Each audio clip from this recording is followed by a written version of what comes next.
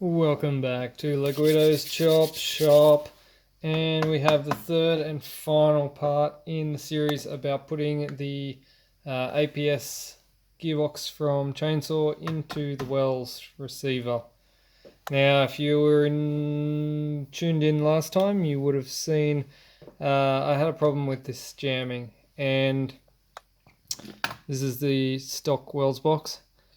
I took the selector plate off the side of the Stockwell's box, and I tried to fit it onto the new APS box because I thought, if this works with this receiver, then why not go for it? And it looked similar enough to it looked like it should fit. It didn't. It seemed to be just a bit too thick. It wouldn't slide into the slots on that gearbox very well, but what I did notice is this seems to come up a lot more and be a lot more rounded at the top, whereas the APS ones seem to be a bit flat across the top, and that's where my selector was jamming. So I just clamped the two of them together and filed out the APS one till it had that exact same profile on it. And put that back in, and you can see now it selects quite well, and we got the safe. I also did trim a little bit off this safety catch thing, so that when the selector plate pushes this safety forward, it's supposed to lock the trigger and then allow it to be pulled when that's... And I noticed, and some of you may have noticed in the last video, when I set this to safe in the last video, I could still pull the trigger even though it wasn't firing. It would still actually pull. Now it's not pulling because I adjusted that ever so slightly. Just had to file a little bit off of it. Now that's, trigger can't be pulled. Then when you go into semi, we've got semi, and of course full auto. So that is good to go. One thing I did notice with the new mag terminals on this box, it makes the mag quite tight to fit in. So when you put this mag in, it doesn't, it goes in, but it is quite tight. It's like very, very tight in there.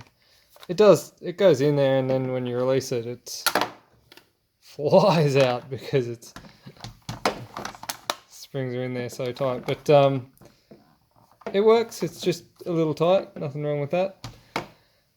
And now I guess the thing you guys want to see is FPS. Let's see. Okay, so I appear to have it functioning correctly with all the semi and fully automatic functions working with the selector plate. However, I don't seem to be getting real great power out of it.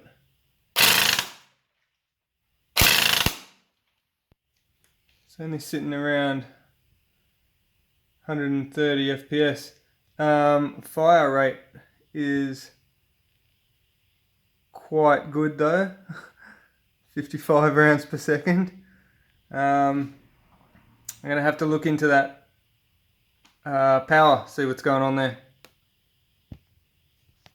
So I went and did something stupid like saying this was going to be the final video in this series, and of course that's coming back to bite me, because this box is kicking my ass.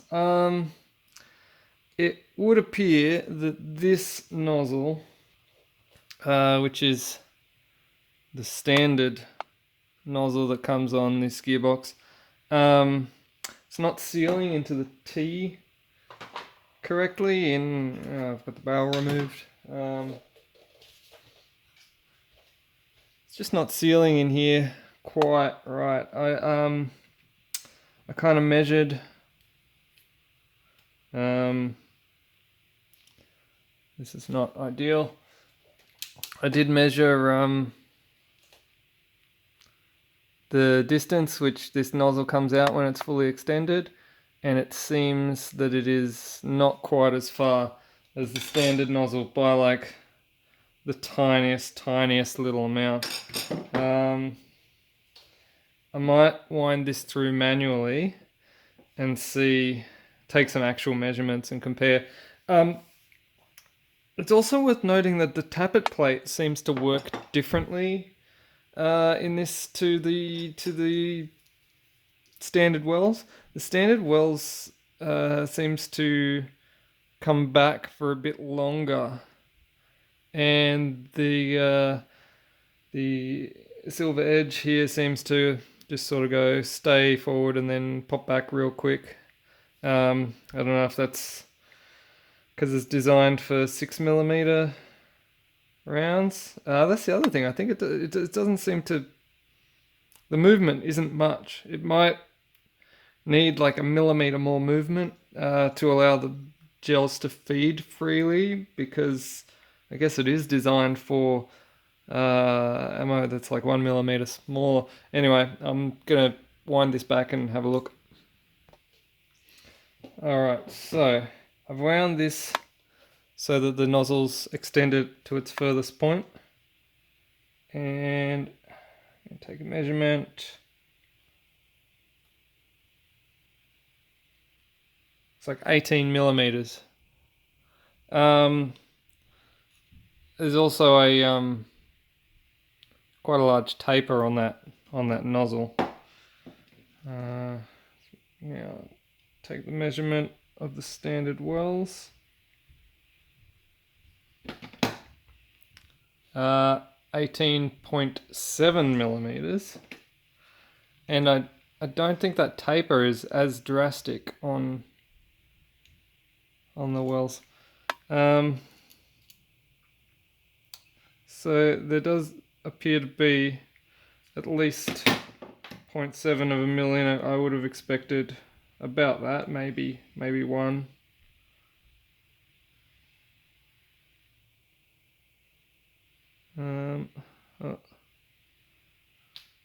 Yeah, so it seems that there's about 1mm.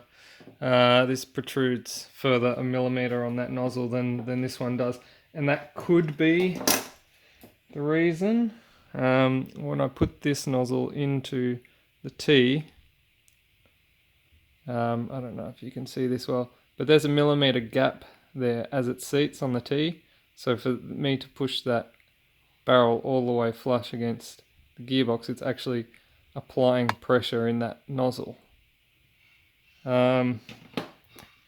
Whereas on the APS box, when it goes down flush, it's not applying any pressure in there. It's like there is a seal, but it's not the greatest seal. And being that that's tapered, I think that doesn't help a lot either. Maybe you could resolve this with a different T-piece. I'm hoping that this nozzle will fit, that the Wells nozzle will fit on the APS box, and I'm going to try and swap them over. If that doesn't work, I'll probably have to order a new nozzle for the Silver Edge box, APS box. Okay, so the nozzles are not interchangeable, and you may or may not be able to see here, but there is a clear 1mm difference in the length of the APS nozzle versus the standard nozzle. The standard nozzle is kind of garbage anyway. Having the nice O-ring seal in here and the metal nozzle does make this one more desirable. I'll see if I can do something with this or if I have to order another one. We'll see how we go. Okay, so I was just having a look at this and I just found that this actually just comes off this rubber seal. So I'm thinking I might be able to O-ring it in the bottom here. Only needs a millimeter, and that might do the trick. The only thing that I'm concerned about with that is that if I do O-ring that, this nozzle is going to protrude further forwards, and I fear that that might have an effect on gel ball feeding, because as it is, I don't think this feeds quite right, especially on semi-auto. I found that it wasn't firing every single shot. Like on full auto, it was fine, but on semi, it just something wasn't quite dialed in. I might try and run with this for now and see how that goes. If I can do that, that's going to be better than having to wait for more parts to arrive. It's just going to be a matter of whether or not the balls can feed correctly. I've noticed that the tappet plate on this APS box is different. It's a different shape, and the delay, the sector delay, is also different. Looks like the delay on the wells, the delay that I was using on the wells, is a lot larger than the one on the APS, which would explain the difference in nozzle movement. I wonder if I can put a different delay chip on this to get the sort of nozzle movement that I want. I'm going to play around with that, and I'll come back to this later. So as I kind of feared, you can see there, the nozzle doesn't retract enough now for balls to feed freely into the chamber. However, I have muzzle loaded a gel in there for testing purposes. Let's see how it goes.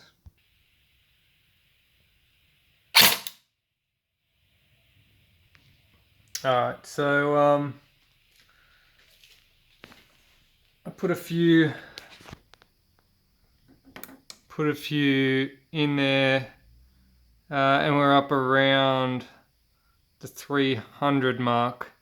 So that tells me I'm gonna have to do a bit more work. Okay, so I know that with a nozzle seal, this thing's capable of at least 300 FPS. But at the moment I can't get the balls to feed because the nozzle's not retracting enough, which probably means I'll have to, I think I'll have to play with that tappet plate or the sector delay, or both. So yeah, I don't know why I thought this was going to be a real easy drop-in gearbox with little modifications, but me of all people, I should know, bolt-on mods, hey? There's no such thing as a drop-in replacement. Obviously, this is designed for airsoft, so it's not designed for gel blaster, so there's, subtle, very subtle differences, and I say this every day. Airsoft and gel blasters are not the same. They may look the same, they may have the same roots, but they're not. There's just so many subtle little differences that make them not the same. So yes, while you can get an airsoft box and transplant it into a gel blaster, it's by no means really easy thing to do. I'll get it to work, but it's just one of those things. It's like, it's going to take me a little bit of piss farting around to get the thing sweet. So I'm going to call it a day on this video, because I just wanted to get another video out to show you where I'm at with this. And Easter's been pretty hectic over here, so I haven't had a lot of time to work on it. But I'm still working on it. I will get this sorted out. Hopefully next video I'll have the I think I'm just going to get a replacement nozzle. I'm going to order an aluminium nozzle, and we'll go with that. I might play around with the sector delay while I'm waiting for that nozzle to arrive, but I think end of the day it's probably going to be best with a new nozzle anyway. Alright, peace out guys. Don't forget, got patches, got mags, Gen 8 style, will fit a Gen 9 if you modify slightly. Hit me up if you want any of that. Buy me a coffee, buy some t-shirts, all that good stuff guys. Thank you very much for watching, and I'll see you later.